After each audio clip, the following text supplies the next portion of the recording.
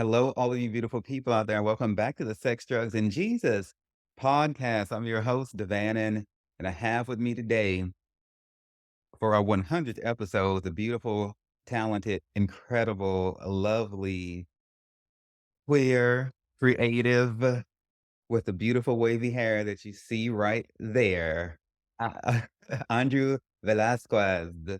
Darling, how are you? Hello. Good. How are you? I felt that coming, so I had to do that. And if you need that sound audio again, I'll just Yes, wait I'm like, for give you me to that flag. Give me that flag. God, that fan is huge. Thank you so much for having me. Yes, I gotta get you one. I'm gonna send you one. Yes, that thing is beautiful. So, y'all, so before I get into Andrew here, the 100th episode is a really big fucking deal. And why it is because most podcasts, as I understand, they don't make it to this point. People get into just about anything in this world for all kinds of reasons. And podcasting is one of those things that looks glitzy, it looks glamorous. So everybody wants to go run off and start a podcast. And then you see most of them, I got like 10 episodes, 15 episodes, or they might do like, maybe like 10 episodes a year. I hit the ground running the year before last and I didn't stop. I released a show every week, nonstop, every Thursday, you know, unless some shit then went down. But generally speaking, it's every Thursday. And so it's a really big fucking deal to make it to episode 100. This means I'm serious, that I'm committed. This is meant to be, and it is going to be here to stay. It's oh, Happy for you. Congratulations. Congratulations. So happy for you. Christ. It is definitely a milestone. Yeah, well earned, well deserved. All of that. Thank you. And so when I was toiling over who the hell I could get to share this moment with me, Andrew's people reached out to me, and his story is so enigmatic, it's so cataclysmic, it's so polarizing, and I felt like I had so much in common with him. He's from Los Angeles. Everybody who knows me knows the city of angels is all I talk about. I love LA. I was out there in the military and everything. I'm obsessed with that city. And when I'm rich enough, I will go back. And, I'm queer and I love me some Latin men. That's all the dick I used to get when I was out there. I've sat on plenty of Latin dick. And That's right. We're dangerous too, though. We're spicy and dangerous. so am I. And so we always get along. Y'all, he's an author. He has his own memoir out. He and I are both 40 years old. He's a celebrity makeup artist. He's worked with Lady Gaga, Demi Lovato, fucking like everybody. He's an educator. He's a spirit light worker. He's a healer. Y'all, he's like me, like you don't have to worry about what you're gonna talk to with somebody like this because he's done so much. It's just how we're gonna get through this hour and give you credit. So he is literally the definition of everything. And that is why he is here today for episode 100. Tell us about yourself, baby. Wow. I mean, that just I have chills. Your listeners can't see this, but yeah, I am so honored to be here for your 100th episode. Congratulations on all of your successes and what you're doing, the service you provide, the light. I feel it, the energy that you're exuding. It's beautiful. And I know that your followers and your audience appreciate that too, because you're healing. And that's why good things are coming to you. I'm gonna call you divine because I see only a divine human being in front of me. And that's exactly what you are getting, the divinity of life. And yeah, that's my philosophy too, is, I first generation Mexican American, parents are immigrants from Mexico. They met in their teens and I was their firstborn in East LA, Boyle Heights. And yeah, being raised in such like a macho area was a little difficult for me for being just a such creative, feminine, flamboyant kid and everything that I was trying to be. I kept being told that it was wrong because, where my parents got married, it was like the church. I was raised Catholic, so I got baptized there. I did my first communion. I did catechism. All knowing that I'm sinning, and because I like boys, trying to hide that was just it was heavy. It was really heavy, and my mom just was the first to be like my mentor and my icon. She introduced me to Madonna in the '80s, who I'm obsessed with. I am the proud owner of 4 Madonna tattoos. She's right here, and Ah, there's other ones. Yeah, this is from Erotica, and she just celebrated her 30th year anniversary for Sex Book, which was released here in Miami. And so she was really like my first, I don't know, my first like muse, watching my mom do her hair and makeup in the 80s and just take me to cosmetology school while she was going. She just was fierce, just drag, hair, makeup, done, jewelry, accessories, and she was my queen. So for her to support my arts and my interest in wanting to like be creative meant a lot for me. But you know, helping raise my brothers, 'cause I have three younger brothers, and my dad worked as a mechanic during the day, a tow truck driver at night, was a lot of responsibility for the oldest sibling to, be a provider also and be their mentor. So I just remember like, I don't know, watching 90210, Saved by the Bell, and seeing the drama there. And I'm like, why don't I have that drama in my life? Why do these teenagers have all these dramas? And I'm this perfect cookie cutter kid helping raise my brothers. Like, this is not, So I made the drama. And that's chapter 3 in my book called El Diablito, which means little devil. I call it my bad adolescence. And that's really where I started to rebel. And, we all go through like self discovery and just that cross of like youth, child into adolescence. You're not an adult. Yeah, it was just like an awakening moment. I went 180. I just flipped, went from this perfect kid to just rebel, partying with drag queens, met my first club kids, went to the raves. And the 90s in LA was just all the rage. It was so fun.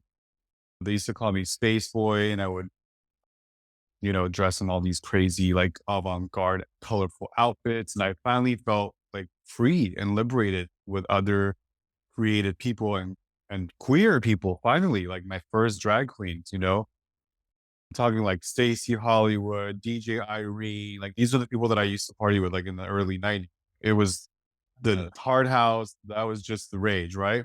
uh, So Arena, Circus, the Alexandria Hotel, like oh, I remember going to a rave at Knott's Berry Farm, the K rave, yeah. and it was just so lit that these kids were jumping because Knott's Berry Farm had never done that. So they were literally jumping the gates trying to get into the rave and just like party out all day. But they canceled it right away and they shut it down. So they never had a rave at Knott's Berry Farm again. But yeah, that was very liberating and finally feeling like I was part of this community. But with that nightlife, there's also a dark side, right? There's also like alcohol, drugs, and all of that. And finally like experimenting with boys and having my first experiences and just being exposed to addiction and then realizing, oh, my mother's also an alcoholic and has been suffering from chronic depression. And I was basically her like right hand man. So that was the hardest part to for her to she kind of like rejected me when I finally came out. And I just went through like a huge depression because here was this like queen that I used to look up to, and then she said, "No, this is the route you're going. Like, I don't want it to do with it." And I ran away. I left. But I remember I'm going to be extremely vulnerable because that's what's I think the most important thing to be authentic and expose like the truths to grow and learn from. But yeah, after a couple of suicide attempts that were failed, I was taken to a hospital at Psych ward 5150 where I discovered therapy. And I just remember having this epiphany and this like my aha moment, right? My reality check where this young Latino man that was in that only spoke Spanish looked at me and was like, Andrew, you don't belong here. You have a light. What? And this was he was only telling me this in Spanish, and he would write me poetry.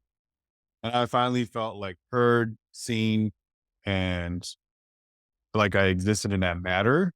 So I remember that very distinct moment saying, I don't want to live this life. Like I don't want to go down this dark path. I realized the addiction can be real and it's genetically in our family. So I chose to follow my passion and my craft and my career. And at the age of 16, I graduated and took my GED, and I just started my journey in the arts and the fashion industry. So fashion school, cosmetology school, and then working in retail corporate cosmetics truly saved my life. And here I am now. Been in the industry for 22 years, going to be 23 next month. I've been an independent freelance artist for 8 years now. I'm a memoir author, owner of a cosmetic company also. And it's all based around the same thing, like my culture, my passion, my craft. It's called Love is Art, Art is Love, because for me, the other one cannot exist with the other. And in Spanish, it's called Amor es Arte, Arte es Amor. So that's the stories. It's a lot. I mean, to get the detail, you got to read the book. I can't give too much away, but um, that's like the synopsis. Right, and so, the book cover is beautiful, like he said, like, the different cards and everything are on the front. In Spanish, they call it l loteria, Yeah, good yeah, job. loteria. Good job. I was down in Yes. Puerto Vallarta, like, a couple of weeks ago, and they were complimenting on my Spanish, and now that I'm back here, it's like I can't fucking put 3 goddamn syllables. When you're in it, yeah, when you're in it, it just kind of rolls out. You got to be in the community, and then or watch a novela. That's when it really comes out. "Vamos a empezar novelas." Exactly. Univision, Telemundo, all of that. So I wanna go back and touch on a few things that you said. It registered with me. Yeah, I absolutely. heard you when you said that, you were raised in that macho community and, the Latino community can be very machismo, very toxically Hmm. masculine. And Hmm. I remember when I was a kid, I was, like, super femme and everything like that, and I wanted to play with Ken and Barbie dolls and twirl around, and I'd wear my Me too. right? I'd wear my mother's heels and take a belt and make a dress out of an oversized shirt. And my dad would take me out into the yard and, insult me and berate me for being feminine and try to make me learn how to box and Yeah. that. And I'm all like, if I Yeah, didn't you were in the military. I went in the military when I was 17, but this is when I was, like, in elementary school. He was out there trying to make me Right. a man, whatever the fuck that's supposed to be, you know? And I'm like, "No, I wanna see what's under Ken's pants, damn it." I don't want Oh, your you're surprised though. It was just like flat. or a little bulge. Yes, I was a baby Right. molester when I was in the 3rd grade. Deal with it. Judge me if you want to. And so We all had that. We all had that. so I wanna know, you mentioned you went from being good to bad because everything was so good, you were trying to find the complications. I felt this way too when I was in the church. I felt like I was a little bit too good when I get kicked out of the church. Then that's when I got caught up with the drag queens and the alcohol and the drugs. I became a drug dealer. Like you had felt, I felt liberated. I felt like I was being myself. I don't know if I was numbing some of that pain from being kicked out of church. I think I was with the drugs and alcohol. Tell me, did you ever get bad into alcohol or drugs or anything like that? Or were you able Oh to yeah, absolutely. Yes, for sure. I definitely had some partners that and some boyfriends that I probably were not the best choices. And in my book, this is chapter 5 of La Araña, which is the spider. Just to give you a quick history on Loteria, it is a Mexican bingo game of chance. And I was mesmerized by all the artwork because they resemble tarot, which I didn't even know at the time what tarot was as a child because my mom introduced me to this game and my brothers. But later I realized with tarot and with Loteria, each card had a symbol. So the reason I chose these 10 specific cards is because they resonated with the timeline of my life. And so La Raña for me is the triggers and traumas of all the bad relationships. I'm not even going to call them bad relationships. I'm going to call them challenging relationships that have taught me because now I'm at the point where I've done a lot of like self work, and I mean I call myself a student of University of Mother Nature. I'm always going to be learning, and so all those moments have helped me realize, that we're all just kind of like these lost little souls, like these lost little angels that are trying to like figure out and navigate where in the right path is. So these partners that I had that did have addiction problems, at the time it was fun because like, yes, everyone's partying and you're just like, you're wasting the quickest thing. I remember just waiting in line at Arena with like Mad Dog 2020, Boondocks, like the grossest stuff. But we would drink the fastest, cheapest shit to just like get the most shit wasted before we entered the club because it was just like we got to get wasted before we get inside the club because we were young. Like it was all ages club, but we were not even old enough to drink, and we were just getting wasted to loosen up, dance, and just like party all night. But through that, like fast forward into like my 20s, you know, another Latino individual. I'm Mexican, so this is a different type of Latino.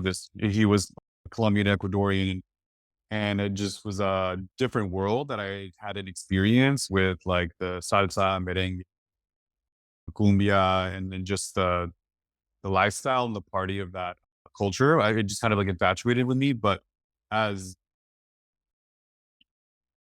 like fast and heavy and dangerous as it was, is as quick as I realized, like, whoa, this can go dark. And he would drink all the time, he would do drugs, he started going to like sex clubs. And I don't know where I was mentality wise, like my self esteem was just shot. And I felt like this is the best that I can do. So I'm just gonna settle with it.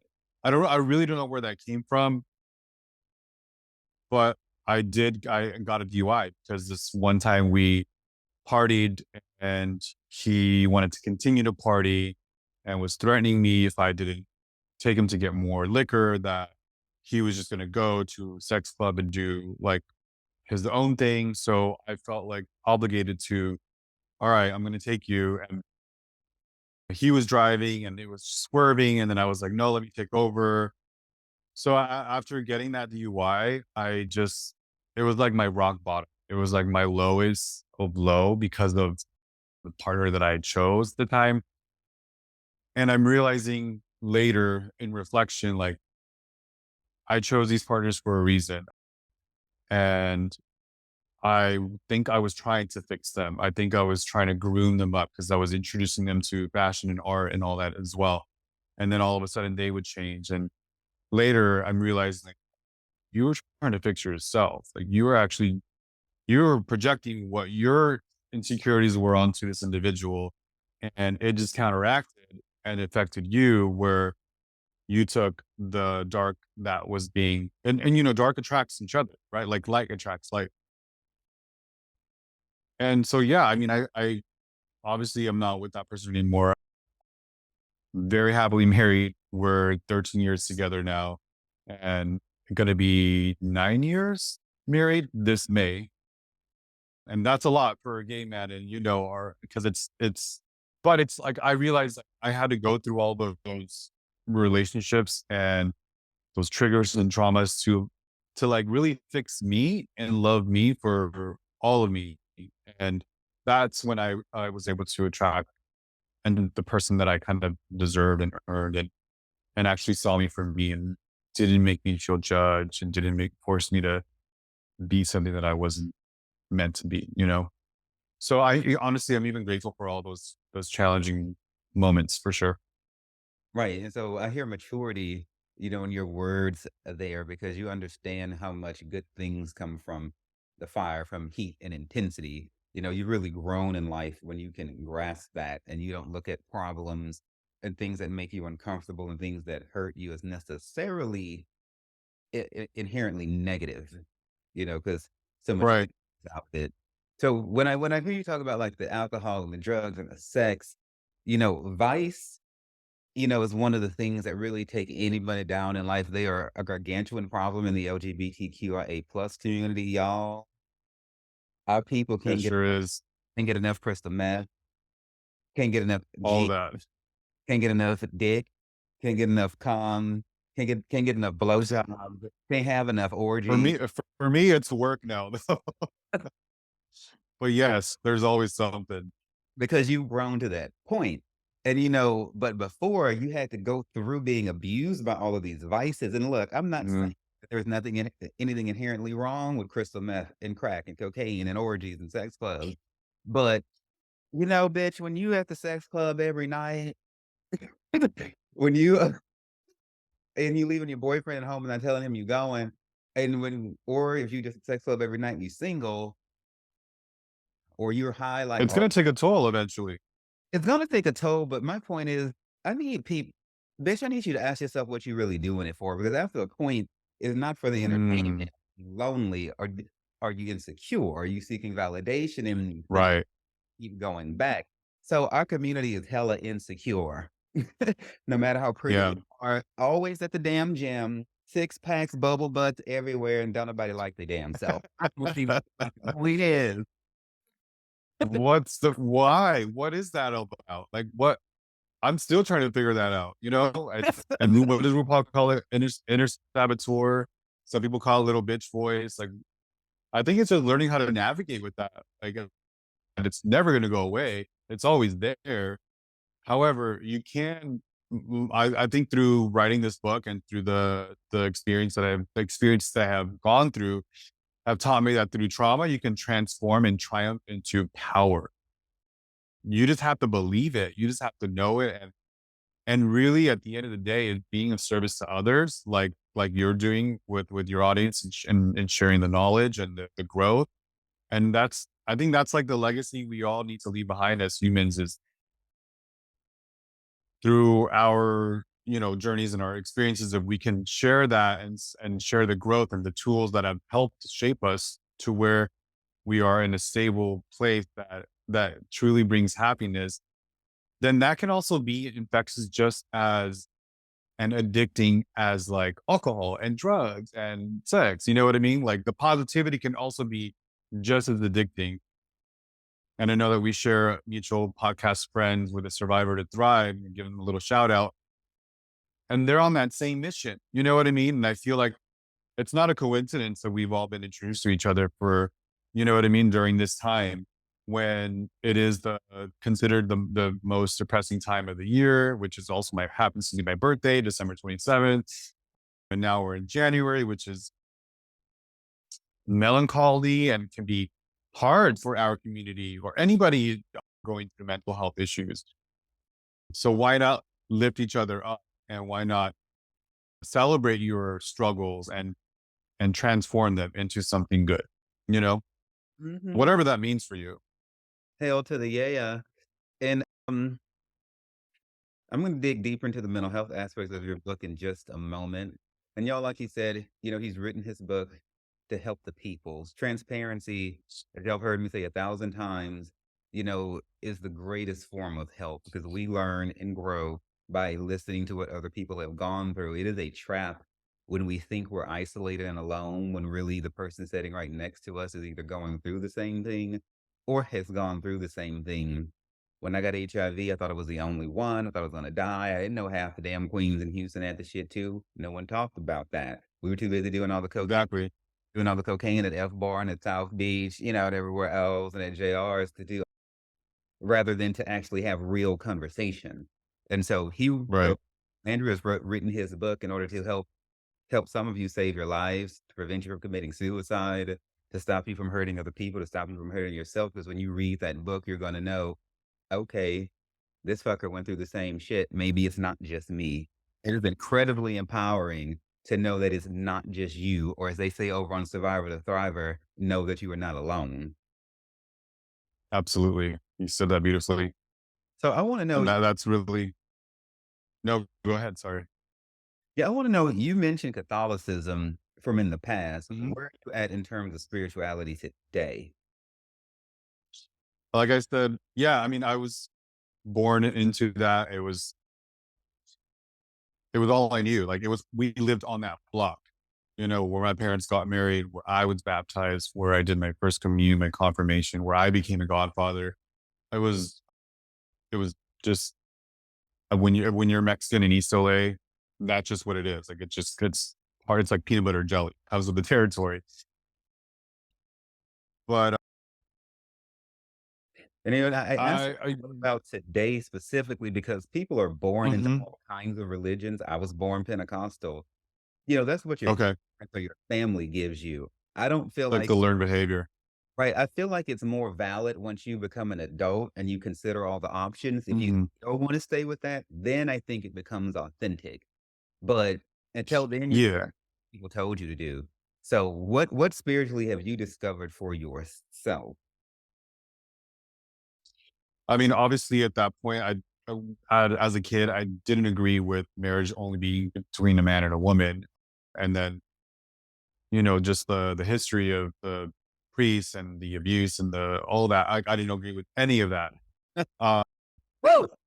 but even Madonna too, with her journey and her being Catholic and like a prayer and being the first advocate for LGBTQ, putting in her CD and her tape a condom and to use protection for her sex and literature on AIDS. Like she was the first one to kind of give me a voice, and I felt seen. Like just the fact that I knew that I was gay, I felt like I was going to get AIDS just because of that simple reason in the 80s and the 90s.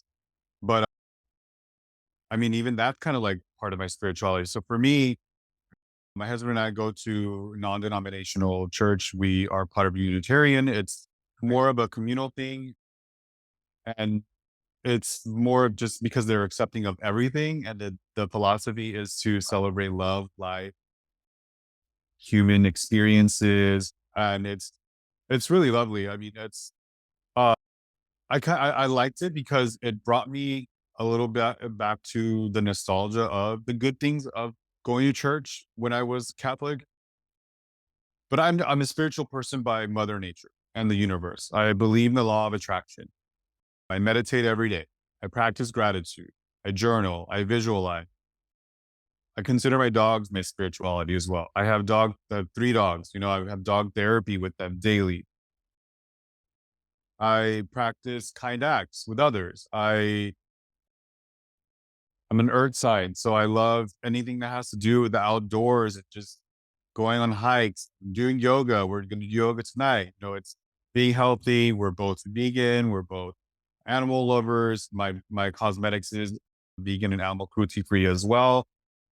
So I'm a spiritual person as far as just energy. You know what I mean? Like this just what I love about being a human being is that I'm so connected with Mother Nature and we're all the same at the end of the day. Like it has nothing to do about your color of skin, your orientation, your gender, who is in your bedroom, what you eat, nothing. Like we're all literally the same breathing things, elements. You know what I mean?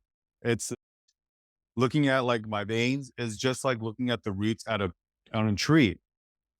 When you're like in a plane and you're looking down as the earth shrinks and you see all the little cracks in the rivers of earth, those are the veins of earth.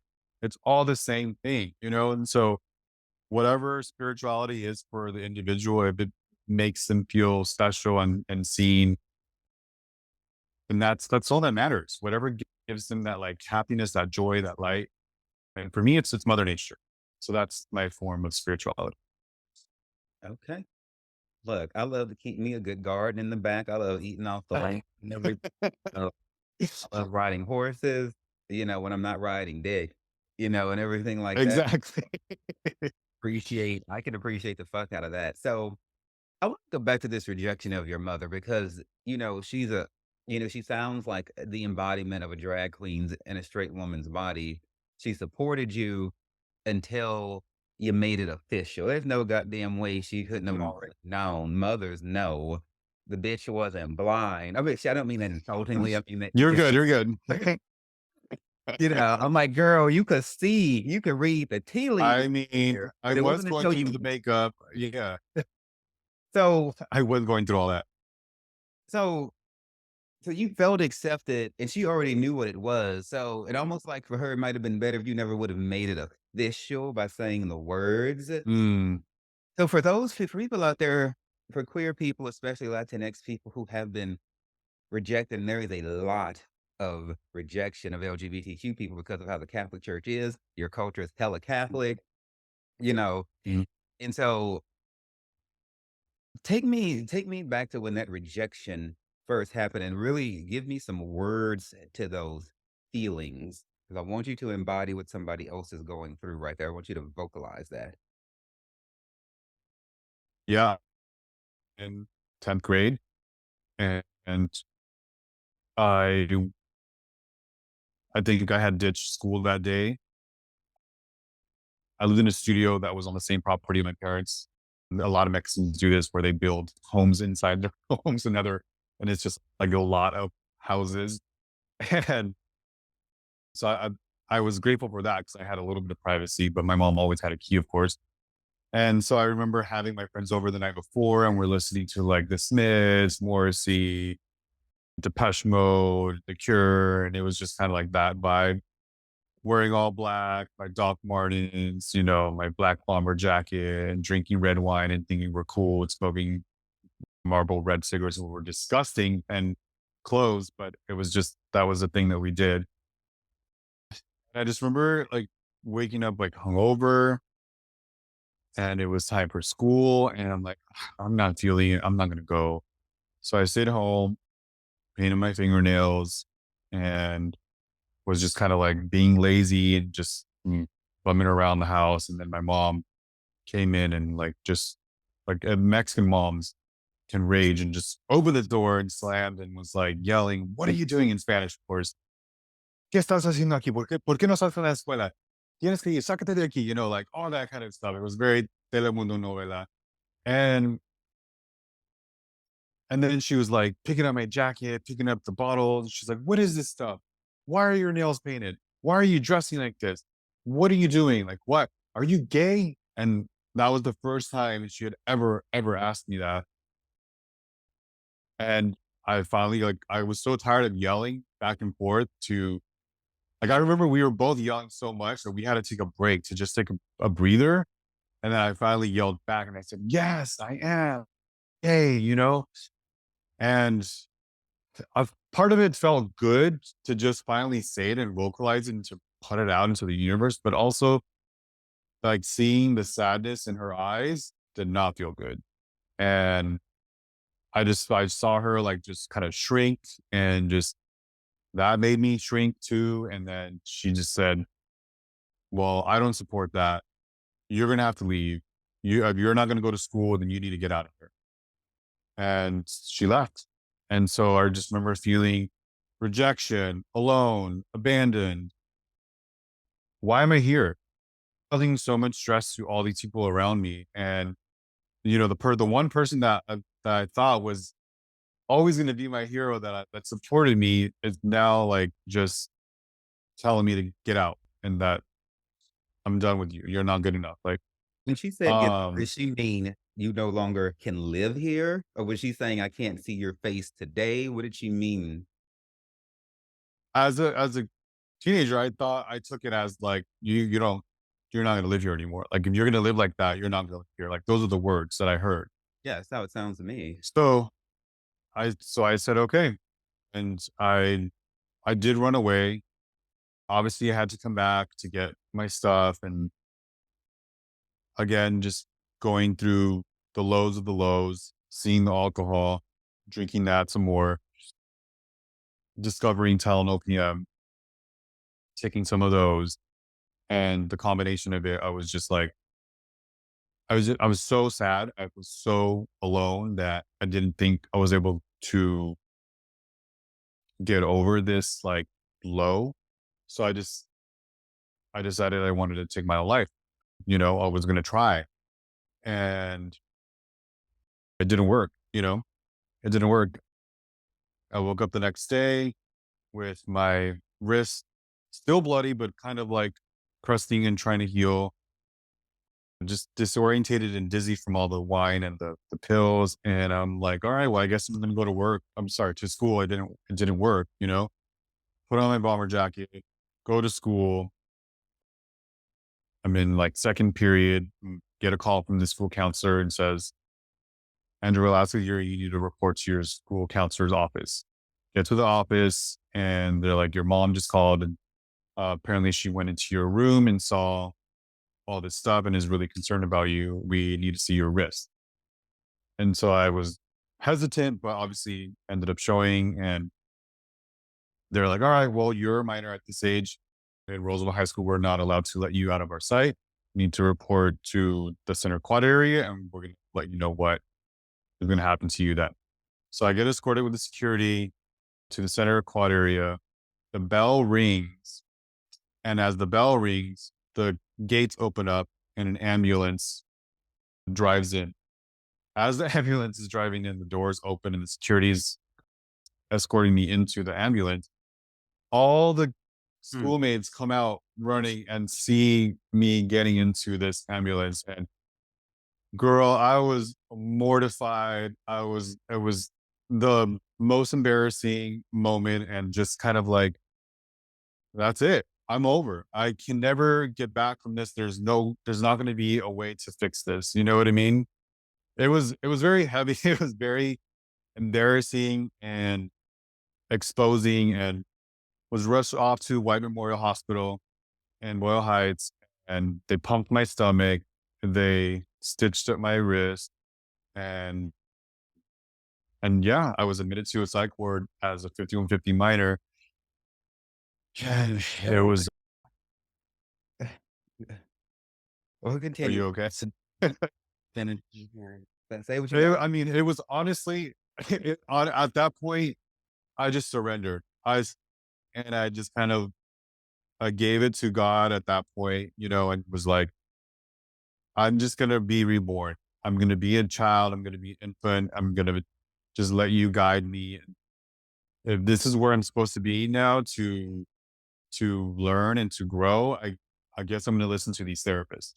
So I discovered therapy, which I fell in love with immediately because I'm finally being heard. I'm finally having tools and resources to help navigate my emotions, my feelings.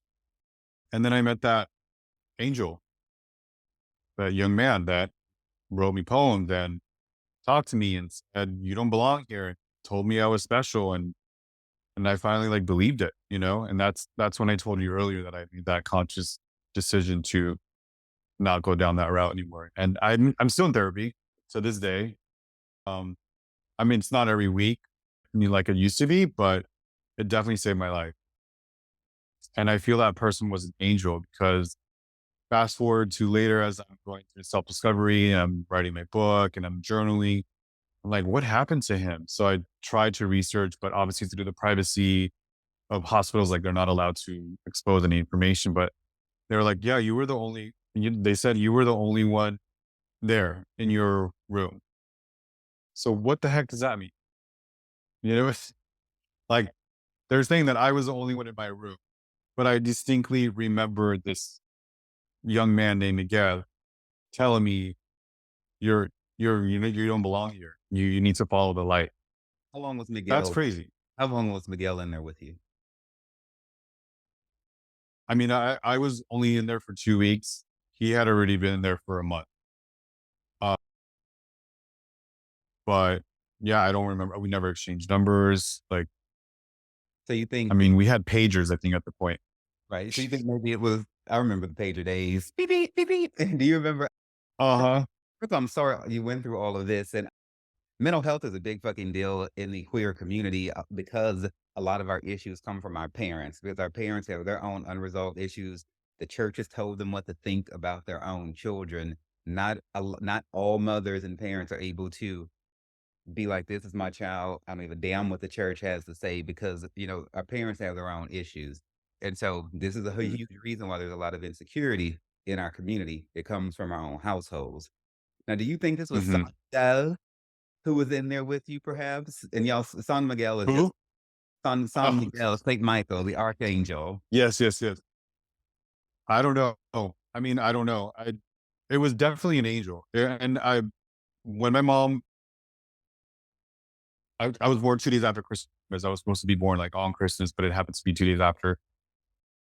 And she said, because she was really into like astrology and she used to watch Walter Mercado. I don't know if you know Walter Mercado, who it was like the famous like tarot card reader in the Latino community. It was like the thing that we watch religiously every Sunday, like after their novela. It was Walter Mercado.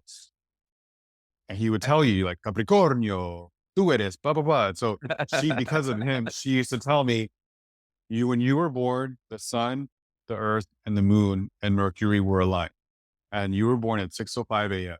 I they gave me they gave you oh sorry, let me rephrase this. They gave me you in a red stocking, and as you're going in my arm, I just saw a big star on your head and a light on your right side. And I'm just staring at this little gift in this red like stocking, this, and I'm holding it. And so she kept telling me that as I was growing up, like, you have a star, you have a light on your, so I don't know. I can't help but go back to that. You know what I mean? Like go back to these little angels, these little, whether it's San Miguel, whoever, maybe it's Muerte Mercado, maybe it's a drag queen that I was in my past life, but she's saving me. That's what I like to, I feel like we all have some kind of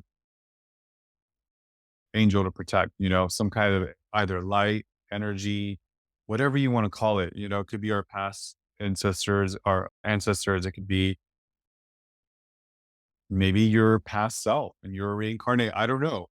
But something was there. It was very prevalent. And it was the moment that I changed my mind. Otherwise, I could have gone down the addiction route.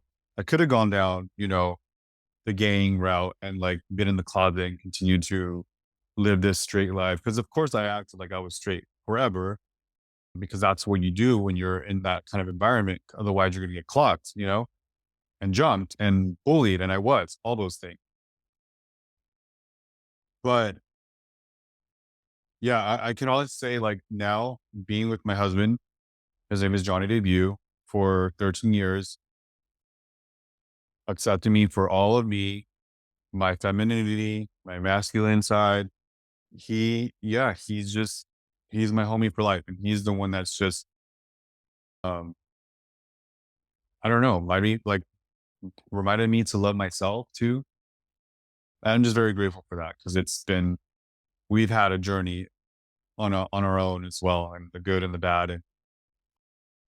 But yeah, we're best friends. He's just been the rock for everything, and I'm gonna be that right back to him too, for sure. Hey, Johnny I don't Day, know. whatever you ask, just Savannah, and I'm saying hello, hello, hello, hello, hello. Hey, Johnny, hopefully I get to have cocktails with you one day. Yes.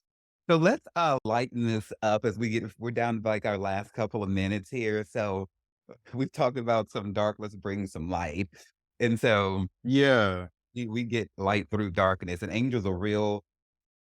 I've spoken about how they've appeared to me before, all kinds of places on the side of the street and restaurants. And there's been times where it's like nobody else even sees this person in here, and I'm like the only one talking to them and everything like that. I turn around My sometimes. husband sees them too. Now, look, y'all, they don't, I've never had them except for in dreams appear to me in any sort of glorious way. When they appear to me on the street, they're just plain clothes people. And then we talk, Mhm. stuff like that, and I turn around and then they're gone. One of my favorite appearances is one time I was out in my yard. This is the last time I ever touched a rake in my life when I was in high school, raking these leaves. I hate yard work. I'm like, can we get a fucking maid? Do you see my nails? I'm queer. I shouldn't be doing this. Oh, so,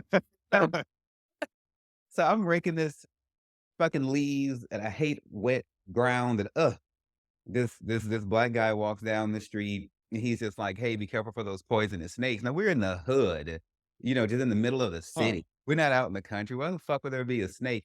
He's like, "Be careful of those snakes." The next pool, there was a goddamn poisonous snake flopping all around in there trying, Oh, hell no. threw that rake down. I'm like, Not a snake. I don't give a damn what my dad want me to do. Ain't no more chores being done in this yard.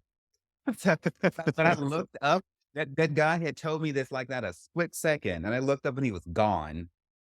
And, I had something like that happened when I was a kid. They'll show up, say whatever. I look down at I'm like, they can't nobody run that damn fast.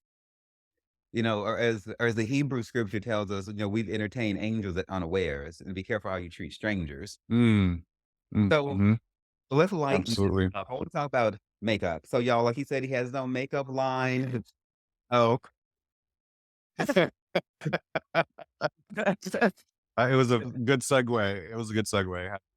Right, and every time he clanks that fan has the title of his book, Amor es arte, arte es amor, or Love is art, art is love. Yes. So his first color palette is called Mi Corazón, which stands for my heart, in Spanish. Mhm. Go ahead and hold it up. So there it is. Yes.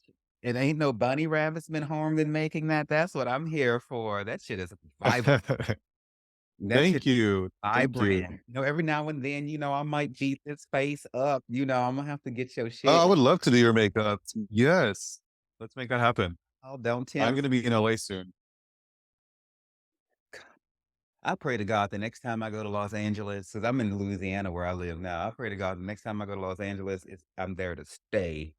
I need to go home. Wait, I'm actually gonna do I'm actually oh wait. I'm going to Nashville in February. That's a bit away from Louisiana still. I mean, it might be kind of like Yeah, you're right. I'm down here by New Orleans and stuff. So whenever you come to Right, Mardi right, Gras, right. are you ready to do you some Mardi Gras, Carnival? Now I We got do love New Orleans, yes. I got you hooked up, bruh. So, okay, y'all. So Love he's it. on this show called American Beauty Star, and that color palette he just showed up. Go ahead and tell everybody, like, where they can find that your website. It's going to be in the show notes. I'm going to put your link tree so people can find you in case you want to go ahead and vocalize it. You can tell them where they can find that in your book. Thank you so much. Yeah, you can search for the show on Amazon Prime. Just type American Beauty Star and you can binge watch me on season 1. I'm right there working all the magic.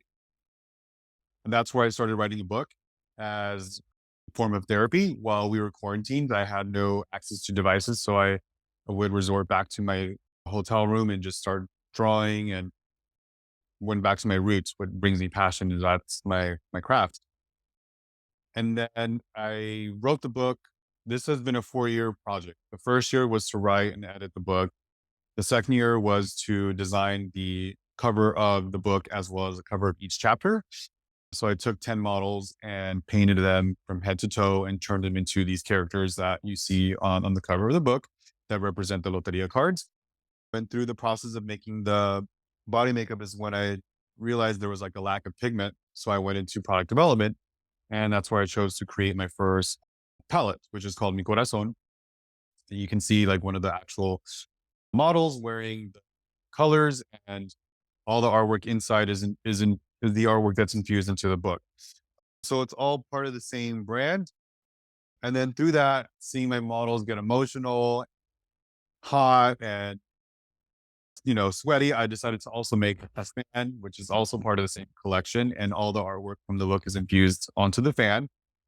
And I lastly have a calendar, which is good for 2023. So this is the only way you can get the actual print of each card is by having your Amores Arte calendar. So you can find everything on amoresarte.com or loveisart.artislove.com. And that's where you can shop for the palette, the fan, the calendar, and the book as well. You can also go to Amazon and search for the book and just type Andrew Velasquez. And then my website is andrewvelasquez.com for my salon portfolio and all the things, beauty, tutorials, etc. All the things. I love the options. Are you a Sagittarius as well? 'Cause I feel like Us gays like options too. you're right. That's damn true. So, I'm born on December 16th. I need everything. And so, Oh, nice. are We're you a close. I'm Sagittarius or you a the Capricorn? 27th. Capricorn. Come to Capricornio. no, Yeah. you can come I to the have a house. Sagittarius rising. Double Capricorn with the Sagittarius rising. All my besties are Sagittarius as well. You can come to the Sagittarius Kiki, honey. Imma get you in. Hmm. So I looked up a couple of the videos and y'all, I love Andrew's his Instagram and his YouTube channel are clutch. He has this beautiful Oh, avatar, avant-garde look that he does on this girl, which is so like on tempo right now with the way of the water just coming out. He has a Marvel inspiration stuff that he does. He does full body art, not just face. You know, this is head to toe fear shit, bitch. Here, shout out to Mama RuPaul right now. Yeah. So on this American Beauty star, we're gonna talk about Lady Gaga, RuPaul, Demi Lovato last. That's gonna Okay, close this out. So you're good. for that American Beauty star, so I looked this up. So you got this panel of judges, these people out here doing this makeup. Andrew's in charge of the full scale production for this whole show and everything, and then they will be judged, just like you've seen on Project Runway, you know, all the different things. So Andrew comes out, this stone cold bitch is sitting there with like white hair, you know, white outfit, and the person who left the review, I don't think that was Christy. I think that was the other girl. And so It was, anyway, Huda from Huda Beauty. right. And so I think somebody might have thought she was a little bit too hard, but, you know, I'll just leave everybody's opinions for that. But, you know, Andrew's out there on stage and they're all like, "Andrew," and then all the stuff no, every judge's face just has no fucking emotion. You know how they fuck with the contestants, and they leave them there in silence for for what felt like an eternity for me, and I wasn't even the one on stage. Yeah. I was like, "Andrew." He's all like, "Oh, shit." The look on your face, "We loved your look." And That's exactly how it was. Oh my god, you did your research. why are you gonna be so goddamn dramatic right now? I'm sitting here in my I house, can't. give me a cup of tea to deal with this stress. And, you know, Andrew did well. He made it to the top 3. That's a big deal to be there that long with all of that shit going on, and I love the way that you would talk with your I guess, competition friends. I don't know the exact term on Mhm, set, you know, in the back, but it's almost like you were their, like, guide. You know, you were giving them mhm. advice and everything like that and, like, keeping them together. It was very nurturing, the words you would say to them on this show. Talk to me about your experience on this show before we talk about Gaga. Oh, yes. No, oh my god, that it feels what was it, like, 5 years ago? Yeah, it was 5 years ago. I had just wrapped working with Tyra Banks on America's Next Top Model. So and that was, like, the 3rd cycle that I had to work with her doing hair and makeup. And what I did while I was on Top Model is I absorbed her like a sponge because I knew that this show, American Beauty Star, was coming right around the corner. And so the premise of American Beauty Star was to basically be Tyra Banks, creative director. So not only did I have to do hair and makeup, but I had to conceptualize and create the runway for the fashion show, design the wardrobe, accessorize, design the nail art. I also had to choose the music for the platform. I had to tell Emily Rose, the International Vogue cover director, to photograph and tell the model how to pose. So all these things that I knew were coming up, I knew like this is what I do. Like this, I feel very good about this. I feel very confident going into this, and I'm going to come in a humble approach. And so that was my intent, right? Going into this and always putting the energy exuding out for my mother's health is what I would kind of like meditate every day on my own. Because they said you're going to be quarantined for 3 weeks. You have no access to your devices. You have no access to your loved ones. This is a frozen, hard environment, which is basically you can't talk, you can't speak unless the cameras are on. And it's a production strategy to conserve your energy for camera time. But it's also a psyche test to test your patience, your stress levels. And it's so funny because that's where I started developing this little twitch that happens on my arm. It's actually happening right now as we speak. I don't know if you can see it, like the little eye on it's switching a little bit, whatever. To that degree, yeah. It, it's so, and I never had that before until this show. But because we were only allowed to bring paper and my old school like iPod, you shuffle, I would listen to music like Madonna, Ray of Light, obviously, other people that would like made me Zen. I came up with Zen Drew. This is where I started drawing all for the book and creating the concept behind what I wanted to do. I didn't know I had a concept during the time of the show though. I just knew that I was like journaling. This is my form of therapy. And so I listened to the direction from the judges. Adriana Lima is the host, who I love, and she's stunningly gorgeous, even more in person, more so in person. Sir John is our mentor, who's Beyonce's makeup artist. And, you know, because I had been in production on a reality competition show before, I knew a little bit more. I had a little more insight on kind of what goes behind the scenes. But now I'm the one in front of the camera, placed on hard ice. So I kind of knew that there was three parts to the production. In the morning, you would come in dressed in the outfit that you were in the last night's outfit. That day, we had to recreate for continuity whatever we did on the challenge last night again. Then we would find out, like you saw with the white snow queen, if we were going to stay or leave. And yes, I was sweating, my back was drenched, and my arm was twitching. But my goal was to always listen to the feedback and put that into the next challenge. Then the second part of the day was your kind of like your interviews and what you see in between. They call the confessionals. And so that's where oftentimes they would set you up with the producer and they would ask you questions. I could pick up when they were trying to alter my answer or get something else out of me. And I would say, no, that's not something that I would say. I'm not going to say that. Don't ask me to say that. And I remember asking for a different producer when I wasn't vibing that. This isn't coming out through for my best interest. This is coming out for airtime or production, and I'm not here for it. Like I want to be authentic Andrew, and what I came up with is what's called my Zendrew. So they listened to that, and I had another producer, and she really made me feel like safe, made me feel heard, and and I feel it's because of her. She was another angel that I was able to be vulnerable and to be just true. And then the last part of the day was the next challenge. And then you're introduced to a new whatever project you're going to come up with. And I felt everybody's anxiety, right? I felt everyone's trying to like, some people were trying to be shady. So what you see is real. Some of it, yes, it's beefed up because they want to stir up some drama, specifically on America's Next Top Model.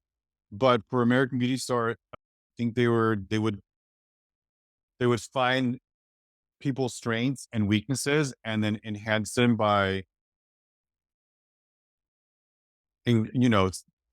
what's the right word? By instigating stuff and by asking the right questions, by like probing. I wasn't here for it. I think they picked up on that. I think that's also why I didn't win. But I think that's why I made it to the finales, because they knew like, oh, this guy, he's well put together, he's corporate, he's professional. But I wasn't drama. You know what I mean? And because I sense everyone else's anxieties, I would try to give them positivity and give them zen and just tell them to, hey, just trust your intuition. Just go with what brings you joy and follow that, regardless of what everybody's telling. Like follow that. Um, and I feel like that's kind of like what helped me stay towards the end. Although I didn't win in the winning title, I won in so many other ways, and growth and exposure and experience. I was able to open up a salon after that. And I'm very grateful for it. You know what I mean? Would I do it again? Absolutely. I would bring it on all stars. I will come back on season 4 and go up against my students, go up against whoever, and I'll win that. I'll win that bitch. I'll take that bitch home. Hell, Season 4, all stars. take me with you. I can supply the underwear. I'm sure y'all need a pit crew for my Down Under apparel brand. Hey, Can do something. let's go. Okay, so as you thank you for that breakdown. I love you had this fabulous experience, and I just speak more exposure over you and riches both in this world and in the one to come, and in the unseen realm too. So Yes. Yes. between Lady Gaga, RuPaul, and Demi Lovato, which one of these can you give us the most dramatic story from? From I mean, I can talk about all of them briefly. Who did I work with first? It was probably RuPaul. MAC Cosmetics was the sponsor brand for season 1. And through that sponsorship, they not only provided the cosmetics, they provided artistry support, which was myself. and I managed the pro store on North Robertson in Beverly Hills and West Hollywood. So we were like the flagship that all entertainment would approach for sponsorship, product, artistry, help, whatever it was. So I worked on season one, and we were in charge of just doing the guest judges. So I did like Michelle Williams from Destiny's Child, and Ru is just great. She's just such a big flirt, and just you can feel her energy when she comes into the room. And this is still season one, so it was very fresh. I was invited to come back for season four, this time through an agency, and still do the guest judges and the pit crew as well. So we had to oil them up. And and then you can see me actually on season four in the background because they would sometimes have us be in the audience. And this is the one with Sharon Needles. I think who else was on it? Fifi O'Hara, and they're fighting like on the WWF kind of like wrestling. So you can see me in the back like yelling. So that's a little behind the scenes.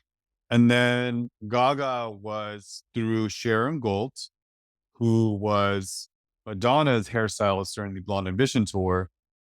And Sharon would shop with us at Mac frequently to get product, to get her discount because they offered a pro membership discount for anybody in the industry. And so she hit us up once and said, "Hey, I'm coming in tomorrow. Can you make sure that we have a little private area?" "Yeah, absolutely. Yeah, we're going to need your face charts, your pigments, and some brushes. I have an artist, a musician that I'd love to introduce you guys to. She's new, she's up and coming." Okay, great. This is like during MySpace, right? So they kept calling her a MySpace artist. I'm like, all right, cool, whatever. MySpace, come in, all good. So here I meet this little tiny brunette, skinny, young, like 20-year-old. She was like Twinkie, right? Her name is Stephanie.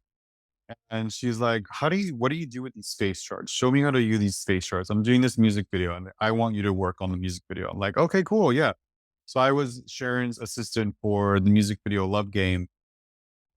But again, not knowing who this individual was, I didn't even know her artist name until we got to the set. And now they're saying, "Oh, you're working with Lady Gaga." Who's Lady Gaga? What is that? What does that mean? And literally, in like a matter of 2 weeks, she was on Logo Next Now award show, and overnight she just became this huge sensation, and her album just like skyrocketed. And that was it. Like that was the one time consulting with her in the store and then working in the music video. And I will forever take that to my grave because she's queen, to all of our LGBTQ community as well. And then Demi was for another big queer moment during the LA Gay Pride. And I was in charge of the avant garde body makeups. And I was also able to do her like glam that morning for Really Don't Care music video. So it was a 13-hour day. She's such a hard worker. I remember she just came back from Paris. This is when she used to shave the side of her hair. She's like, "Can you clean me up?" I didn't bring clippers because I wasn't aware that I was going to do like grooming. And I just was prepared for makeup artistry. So I had to, this is another fun fact I'm going to share with your audience.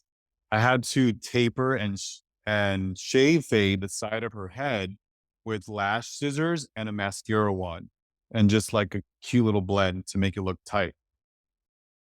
And then the rest of the day was turning these dancers into like mannequin avant-garde, like avatar makeups. So like blue, pink, gold, and black. And it was hot during real life on a float during LA Gay Pride in a little pickup truck behind her, touching her up ever so often and touching them up. Just exhausting, but you know, really, really great to work with. And she was very gracious. And this is when she was dating I forget his name. My Latino, I should know his name, Gente. But anyhow, it was a great experience. She was fun. Gaga was fun.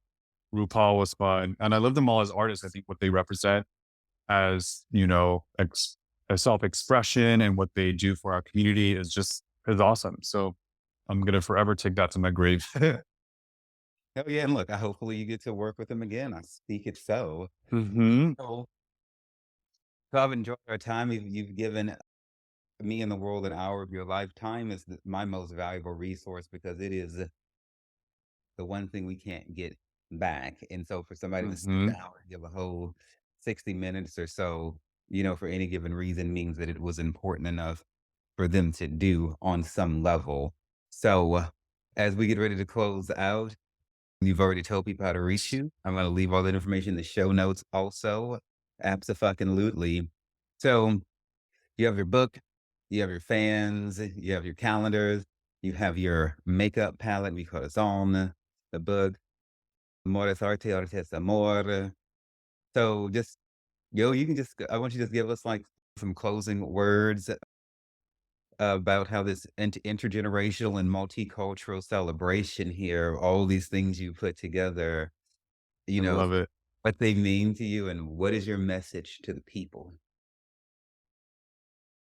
Yeah, you exactly what you said. The celebration of collaborative, intergenerational, multicultural, all the things, color and beauty for everyone. This is my philosophy. This is my mission statement.